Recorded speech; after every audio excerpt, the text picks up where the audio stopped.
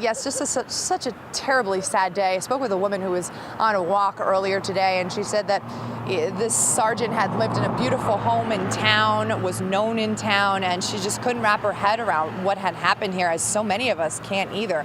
Sergeant Brian Mohl, he passed away tragically as his car was swept up in floodwaters just last Monday, September 2nd. So what you see behind me here as I move out of the way, this is the funeral home where the procession is set to start.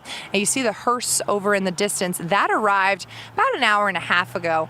A police cruiser right here in the direction of where the procession will be going. So they will be leaving the Munson-Lavetry Funeral Home, and they will be headed, once they get down School Street, they will take a right and head towards over by where the highway is.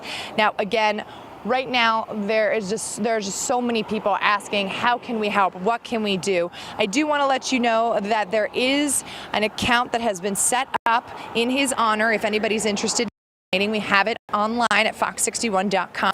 Or if you do have Venmo, the account is just at CSP-Union.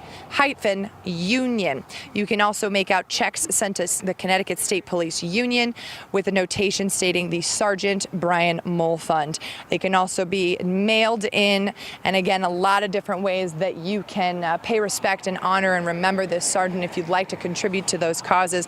For those of you unfamiliar with what that would look like, if you do have a Venmo account, if you have a phone, kind of like the QR codes we tell you to sign up for when we have stuff from our Fox 61 News app, it'll look something like this.